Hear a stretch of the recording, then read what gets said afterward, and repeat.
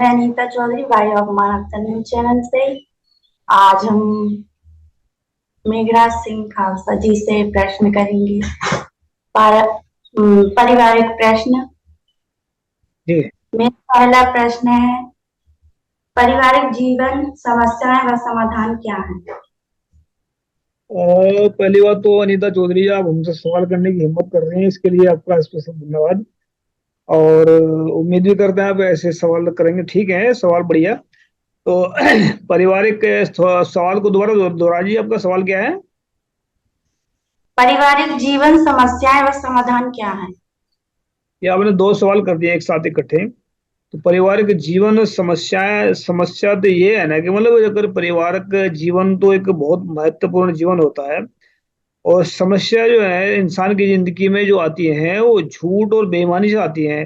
तो इस बात को लोग बहुत सारे लोग दुनिया के नहीं जानते हैं कि हमारी परिवार की हमारी जो समस्याएं हैं लाइफ में कहाँ से आ रही है। वो तो कहते हैं कि हमारा जो किस्मत है वो खराब है या हम ऐसा करते हैं। तो परिवार के जीवन को खराब करने के लिए जो है ये समस्या झूठ और बेईमानी से पैदा होती है। तो परिवार के अगर जीवन को ठीक करना है तो इसके समाधान तो सिर्फ सच्चाई और ईमानदारी है। अगर सचमुच ही सच्चाई और ईमानदारी को लोग अपनाएंगे तो परिवार का जीवन सुखाल हो जाएगा, खुशहाल हो जाएगा और कभी परेशानी नहीं आएंगी। जी। परिवार हमारे जीवन की कैसी संपत्ति है? देखो, इसमें परिवार जो है ना संपत्ति, बहुत सारे कहते हैं हमारे पास धन दौलत संपत्ति है, कोई सोने चांदी को संपत्ति मानता है, कोई किसी को मानता है। सबसे अनमोल जो संपत्ति है वो परिवार होता है। सबसे अनमोल संपत्ति परिवार है, क्योंकि परिवार बहुत सारे देखे होंगे, सुना भी देखे होंगे आप लोगों ने कि जिनके बच्चे नहीं होते वो आदमी तड़पते फिरते हैं, किसी को गोद उठाते फिरते हैं, वो पैसे मतलब दुनिया भर का पैसा खर्च कर देते तब भी नहीं आ पाता हो पाता। क्योंकि परिवार एक ऐसी संपत्ति है जो विश्व के अंदर सबसे ज्यादा कीमती है और सबसे ज्यादा मतलब ये कह सकते हैं कि सबसे महंगी है।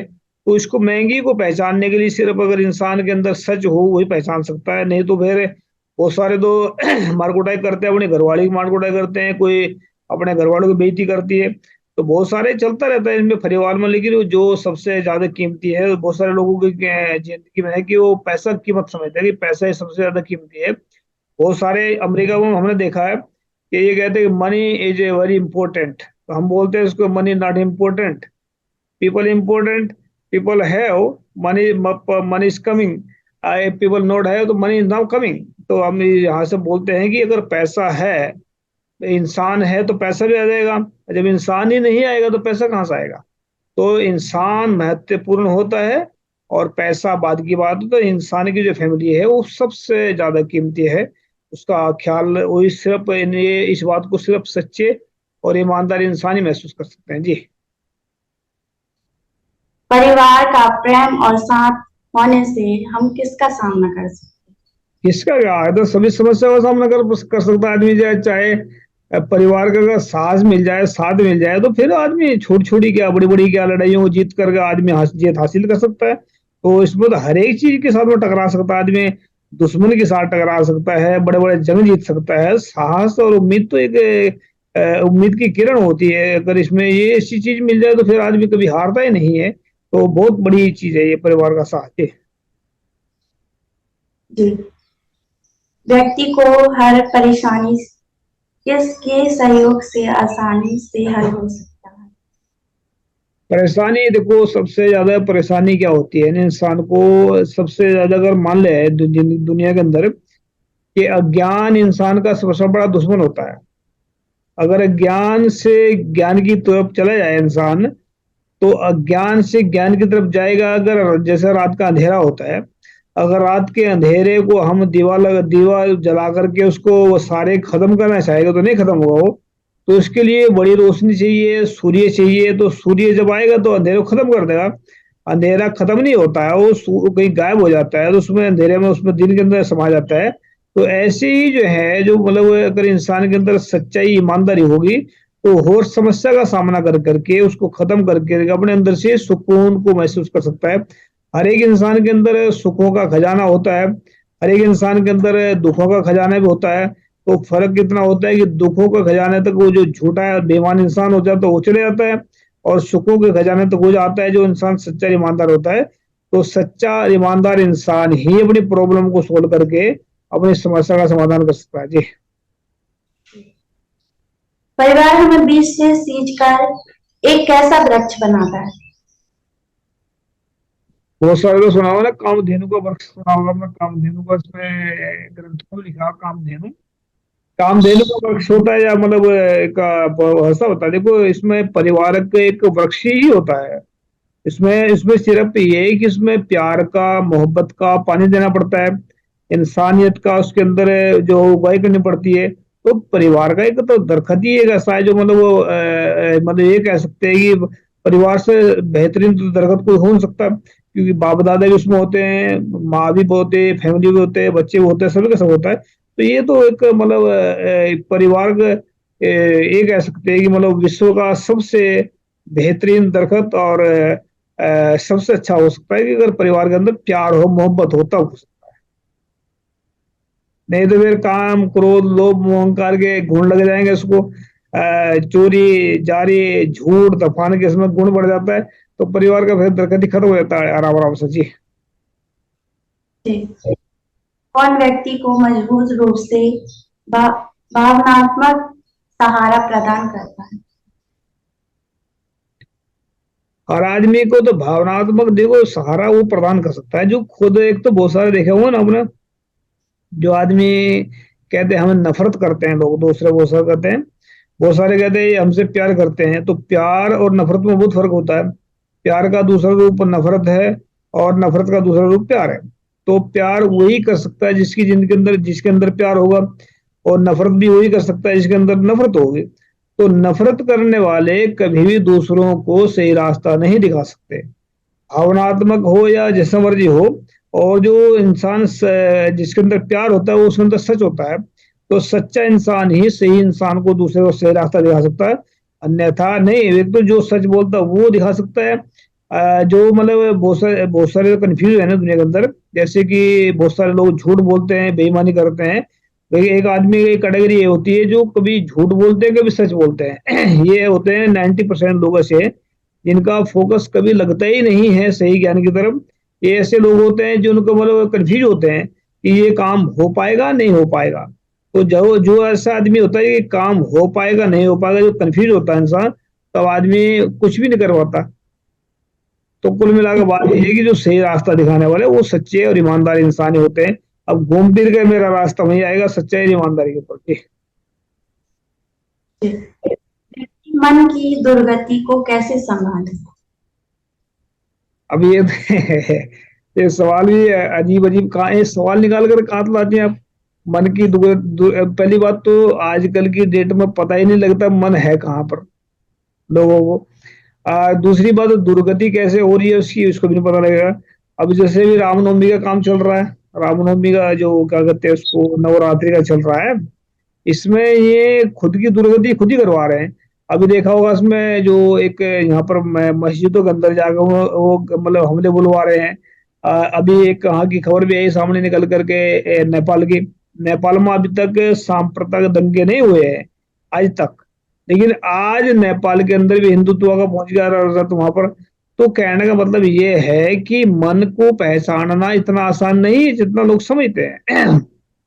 जिसको मन, जिसको समझ आ गई, वो दुर्गति तक कैसे रोकेगा उसको। तो मन की दुर्गति, पहले तो इंसान को गुरबाणी के अंदर चीज लिखी है कि ब्रह्मा विष्णु महेश भी मन को नहीं पहचान पाए।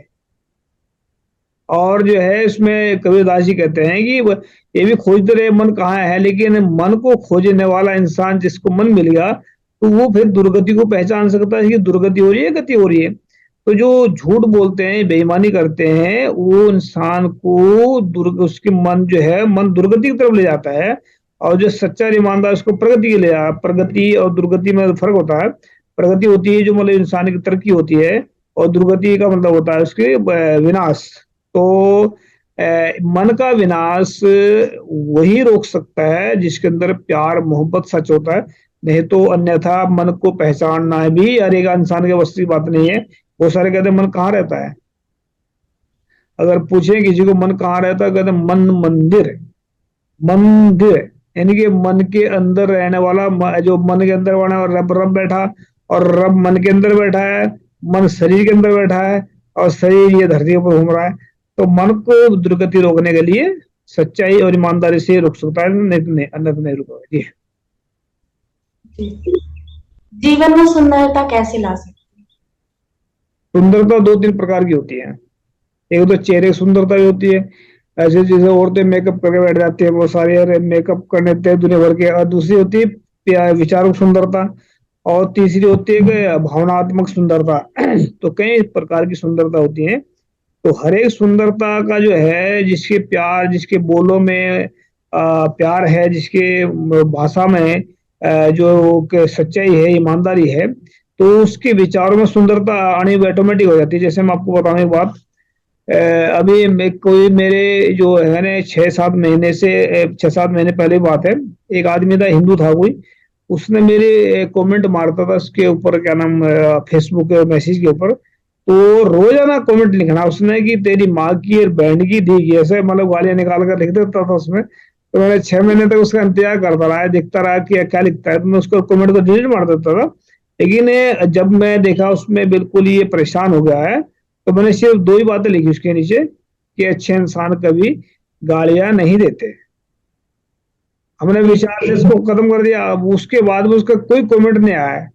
तो उसको लगा होगा भाई मेरे को अच्छा, मतलब अगर मैं भी उसको गाली देता तो वो मैं ऐसा नहीं कह रहा कि मेरे विचार सबसे अच्छे हैं, सुंदरता, ऐसा नहीं कह रहा।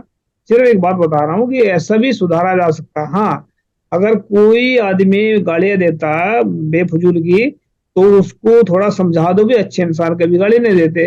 अगर हाँ कोई बेगुनाह के ऊपर हाथ उठाता है, अगर हाँ कोई किसी को बेगुनाह को मारता है, तो एक के बदले उसको 4 मारो, क्योंकि अगला की हिम्मत ही ना पड़े दोबारा मारने की, कभी किसी को मारने की। अगर बेगुनाह के ऊपर हाथ उठाएगा, तो ऐसा मतलब क्या, बात को समझा दो। अगर गाली दे रहा है या उसको गलत बोल रहा है तो उसको समझा दो प्यार से। लेकिन अगर कोई मारता है बेगुनाह के, तो एक के बदले 4 मारो, ताकि उसका अगली हिम्मत न पड़ सके मारने की। ऐसा होना चाहिए। तो ये जो है ना, मतलब जो सारा कुछ चलता है, तो सुंदरता है, विचारों की सुंदरता सबसे बड़ी होती है। शरीर की सुंदरता तो आने जाने वाली चीज है। आज कल जवानी है, फिर बुढ़ापा है, फिर खत्म कहानी है। तो ये जब विचारों की सुंदरता होती है, वो सबसे महत्वपूर्ण होती है। और विचारों की सुंदरता उसी के अंदर होती है जिसके अंदर सच और ईमानदारी होती है। जी।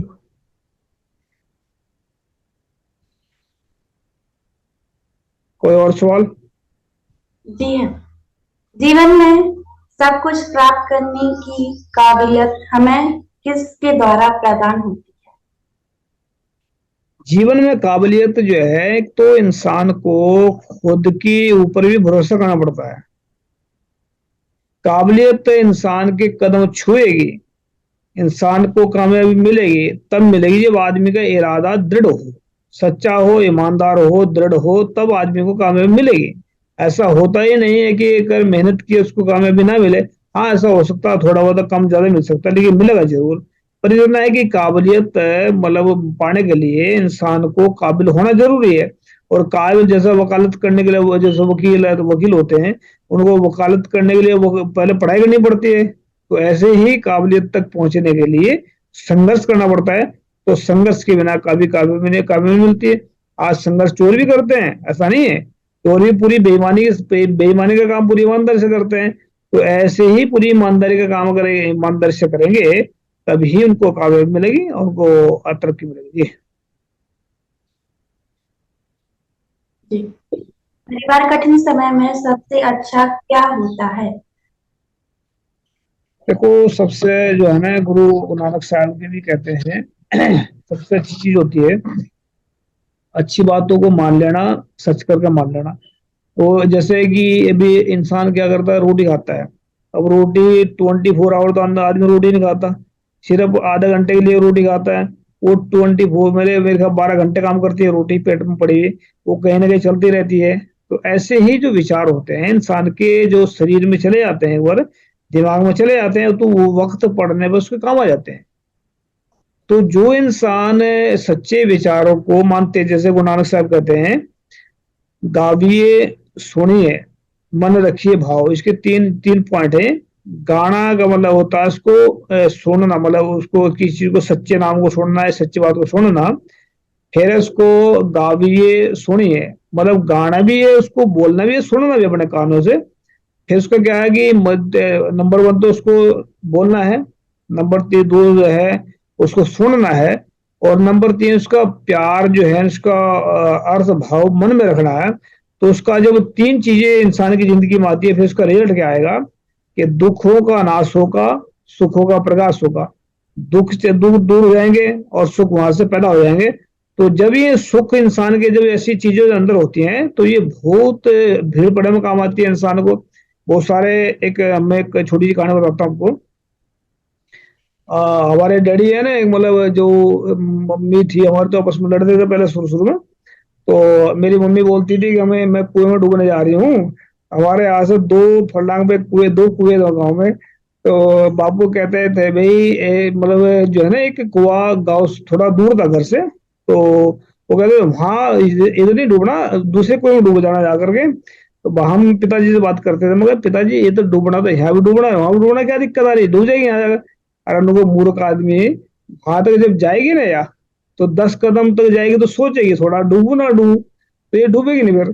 तो इस करके जो है ना, वक्त के हिसाब से जो चीजें जो दिमाग में बैठ जाती है ना, इंसान को चढ़ जाती है। तो हमने एक लाइफ में एक बार जो है ना, इंसान की अगर थोड़ी सी चूक हो जाए तो जिंदगी खत्म हो भी जाती है, थोड़ा सा आदमी रुक जाए तो जिंदगी बच जाती है। अब मैं अगर अमेरिका में बैठा हूँ, एक हादसा हुआ था मेरी जिंदगी में। जिस वक्त मैं शुरू शुरू में विश्वविद्यालय में गया था पढ़ने के लिए, तो अभी मन तो लग नहीं रहा था वहां पर। तो मन नहीं लग रहा, तो घर बैग उठाने के लिए हम चल दिए वहां से। पहली बात तो मैं जब यहाँ से बना था इसमें, तो अपनी मर्जी से बना, तो मेरे को बहुत न रोका।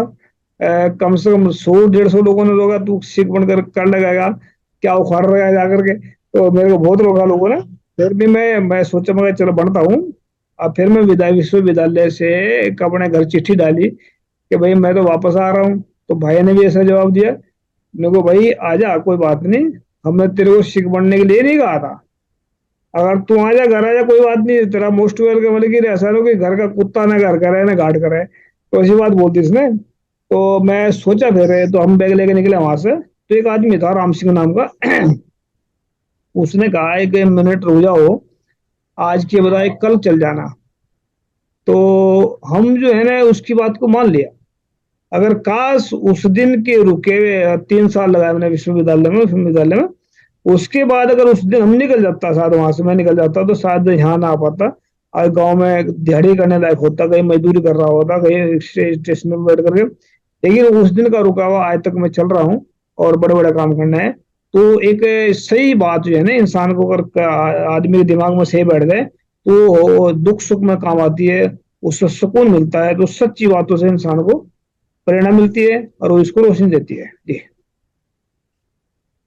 जी। कोई और सवाल?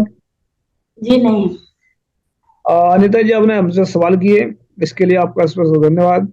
और सवाल करने की वजह से हिम्मत तो किसी में होती नहीं है, फिर भी आप हमसे सवाल करिए आकर के, इसके लिए शुक्रिया। मैं बहुत ज्यादा ट्राई मारता हूँ, बहुत लोगों से बात करता हूँ, कोई सवाल करके जवाब तैयार नहीं है। तो आपने सवाल पूछे, हो सकता है मैं आपके सवाल का जवाब ना पुराना ही दे सकूं। तो अगर ऐसा लग रहा है आपको, अगर आपके सवाल में कोई कच्चापन रह गया हो, इसका सवाल का जवाब नहीं दिया हो, तो दोबारा सवाल कर सकते हैं जी। तो जी आपके नहीं मिल। आपके सवाल का जवाब मिल गया। जी। और शुक्रिया अनीता जी, आप हमारे साथ में जुड़ी हुई मानवता पर। और उम्मीद भी ऐसा करते हैं कि आप ऐसे सवाल, नए से नए सवाल लाते रहेंगे, ताकि दुनिया के अंदर एक अच्छा जाए और दुनिया को एक शिक्षा मिले। शुक्रिया, धन्यवाद आपका।